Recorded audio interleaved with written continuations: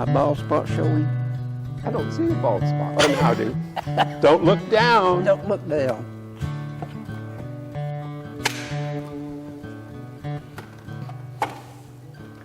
Hello, I'm Larry Dixon, and this is a conversation with First Baptist Church.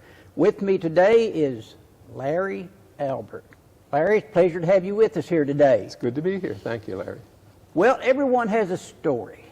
And as I've done several of these, I've come across some very interesting stories, and I expect yours to be one of those. So tell me what life was like growing up. Well, I grew up in a military family. My dad was a Marine in World War II, and so after the war, he met my mom in Quantico, and they were moved around a bit. California is where I was born, and we lived in Hawaii for a while, and Long Island, New York, and then the Washington, D.C. area. But by the time I was really old enough to know much of what was going on, we moved down to central Virginia and lived in a rural area near where my grandfather had retired. So I had, at that point, two brothers, and we played out in the woods a lot and, chased snakes and, had several Robin Hood forts in the woods. And we went to a little Catholic school run by a French order of nuns in Fredericksburg, Virginia. And so we had a real interesting and rich childhood. And then when I was about 10, we moved up to northern Virginia, to Alexandria. And that was an entirely different experience. It was city life, and we loved that too. There was a lot to do there. So what was growing up as a small boy or young lad, what was your favorite thing to do? I know you said you played in the woods and so forth. Sure. Well, that's a good question.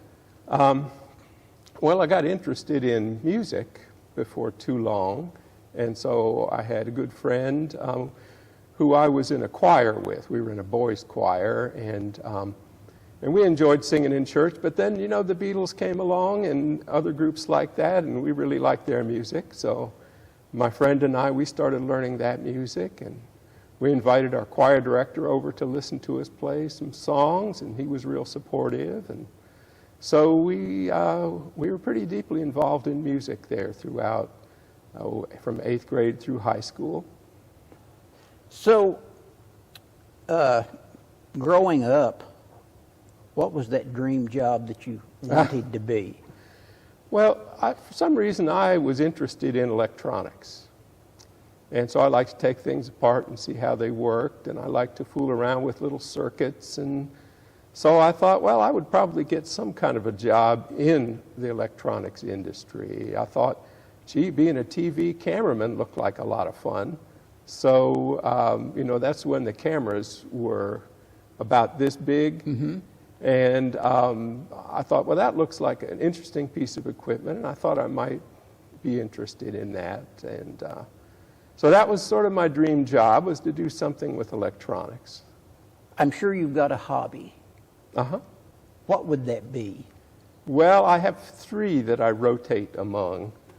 One, of course, is music. Another is photography, and I love photography and do a fair amount of that, still pictures of things in nature and family members. And so that's a lot of fun. I used to have a dark room when we played with film, and then, of course, moved to digital. And another hobby is woodworking. I've always enjoyed having a shop of some kind or another and making furniture. Well, you mentioned taking photos of the family. Mm-hmm. I understand you have a new family member. Well, we do, yeah. He's 5 days old, and so we're thrilled about that, yeah. I would imagine so, and his name is Oliver. It's Oliver, yeah. My youngest son, Thomas, and his wife, Amber, have had this beautiful little baby. So, and you mentioned you do music. Tell me about your music. Okay. Well, it's sort of all-consuming. Now that I'm retired, I refer to myself as a full-time amateur musician, because that's what I do a lot. And Oh, I've played guitar and banjo and now mandolin for quite a long time, and so I sort of rotate among those instruments. And I have a songbook of songs that I've put together that I like to do, and then I play with some other people also. I want to move on to the next one and this has been a question in everyone, is what was a traditional family evening meal like growing up, or was there one? Well, we didn't have anything particularly special. You know, my mother made macaroni and cheese. We ate a lot of spaghetti. My mother was sort of adventuresome. I can remember in the 1950s, she tried out some Mexican dishes on us, and we liked those. And I can remember my dad brought a pizza home in the late 1950s, and you know, so we had just a variety of sorts of comfort foods, and dinners were informal. You know, there were eventually I got another brother and a sister, so there were 5 of us kids and my parents, and so I'm sure my mother scrambled to come up with something for us to eat every day, and we always enjoyed it. So so there were informal gatherings and where we all were around the table. We ate out very little. You know, I mean, I can count on maybe one hand the times we ate out before I was a teenager. What would you consider your proudest accomplishment? Well, I guess raising 3 boys who have turned out to be really fine people would be my biggest accomplishment. I've also been a speech teacher for 40 years, and I've enjoyed that, and I like to think I helped some people out along the way. But raising the boys, I think, is probably the most impactful thing I have done. Is there anything on your bucket list that you would like to do? You know, almost everyone has said they want to travel. So what's on your bucket list? Well, I'd like to do a little traveling too. You know, I have been across the country, but it was many years ago. I'd like to go to the Northwest area, Seattle and Portland, and see what's going on up there. Portland, Maine, that sounds interesting to me. Nova Scotia, and some of the Canadian cities I'd like to visit. What brought you to First Baptist Church? Well, living in Moorhead, we were looking around for churches, and we did go to a couple of other churches for a while. And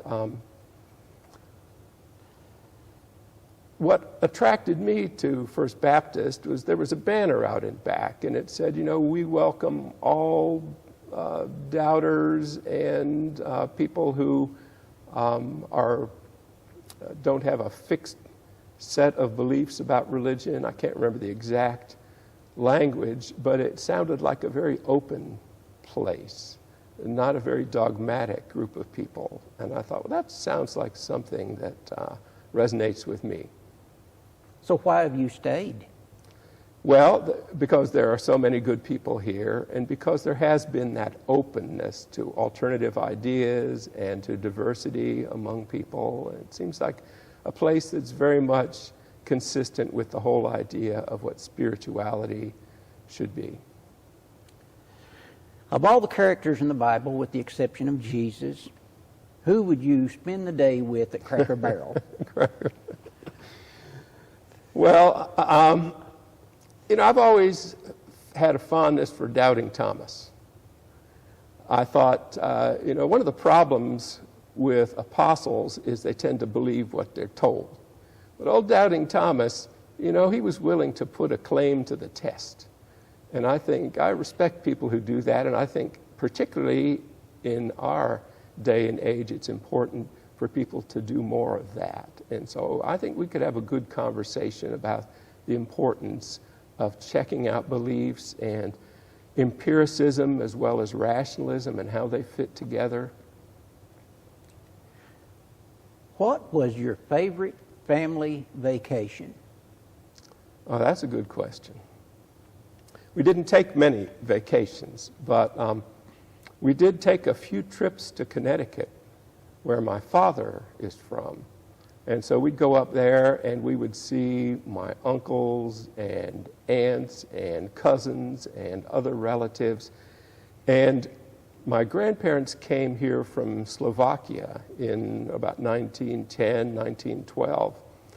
And so the relatives up there in Connecticut spoke Slovak, and they had all of those Eastern European traditions that were very foreign to me growing up in Virginia.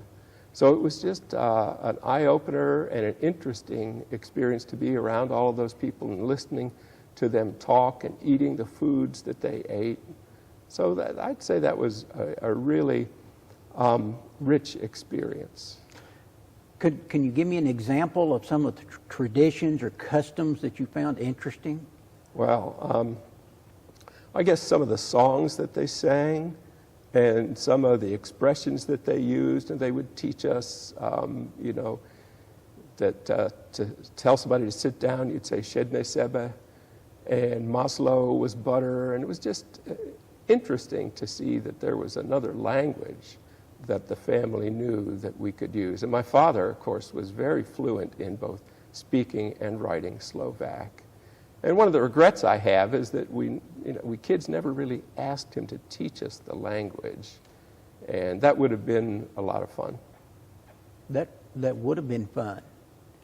And I wish that we had gone over to Slovakia with him. I had an aunt and a cousin who went over there when my aunt was 90. And they met many of the relatives who were over there, and they said that the relatives welcomed them to their houses and even had some of the same pictures on their refrigerator as they had at home. Wow. Yeah, so that would have been exceptional. So is there anything that I haven't asked you that you'd like to share with me? Oh, gosh. Well, you haven't asked me if I believe in Bigfoot. And? I think that if that rascal existed, we would have found him by now. What about aliens? Space aliens? Oh, yes. Well, I think it would be extremely unlikely that we and the other flora and fauna on this planet are the only living things in the universe. I cannot imagine that that's the case. So there must be other life throughout the enormous universe. And hopefully intelligent life that's more intelligent than we are. So that's a no on Bigfoot and a definite maybe yes on aliens. I'd say very likely on the aliens, yes. Well, this has been a conversation with First Baptist Church. I'm Larry Dixon, and with me today has been Larry Albert. Larry, it has been a pleasure. Same here. Thank you, Larry, for interviewing me. Thank you.